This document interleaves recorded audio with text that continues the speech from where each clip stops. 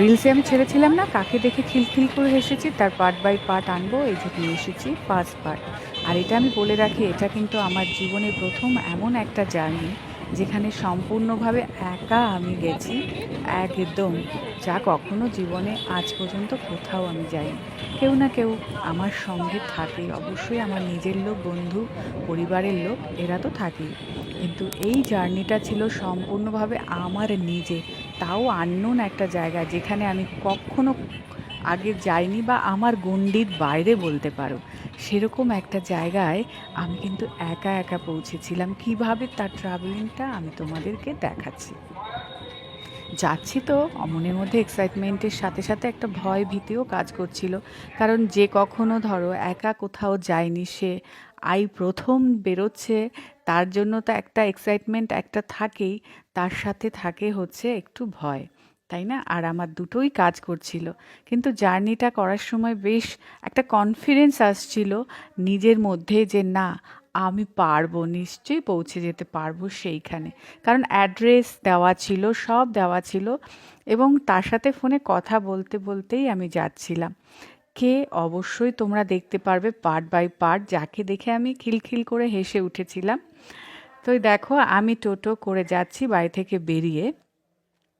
টোটো করে আমার শুরু হয়েছে জার্নি, এবং বারবার আমি যাচ্ছি, যখন এখান দিয়ে যাচ্ছি তখন আমার আমার কলেজ লাইফটা মনে পড়ছিল। কারণ এখানেই কিন্তু আমার কলেজ ছিল, যেখানে আমি পড়াশুনো করেছি, আমার গ্রাজুয়েশনটা কমপ্লিট করেছিলাম এখান থেকে।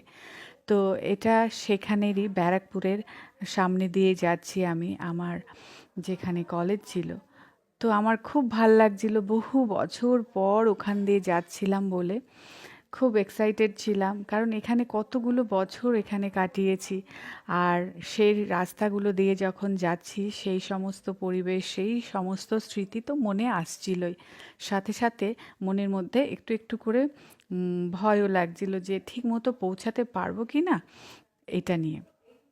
তো যাই হোক না কেন, টোটো কিন্তু আমাকে খুব সুন্দরভাবে নিয়ে যাচ্ছিল, এবং ওনার সাথে আমি কথা বলতে বলতেই যাচ্ছিলাম যে কত দূর, কতক্ষণ লাগবে, আহ, আর কত, আমি কখনো আসিনি তো এই জায়গাটায়, সেই কারণে বারবার আমি জিজ্ঞাসা করছিলাম।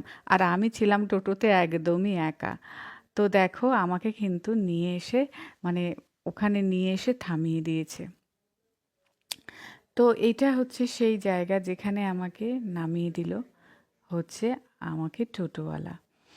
আর সেখান দিয়ে আমি হেঁটে হেঁটে চলে আসছি। তোমরা অনেকেই হয়তো বুঝতে পেরেছো, এটা হচ্ছে ফেরিঘাট। হ্যাঁ, ফেরিঘাট। আর আমি যাচ্ছি কোথায় ফেরিঘাট দিয়ে, সেটা কিন্তু এর পরের পার্টে আসবে। আমার জীবনে প্রথম একা গঙ্গা পার হওয়া।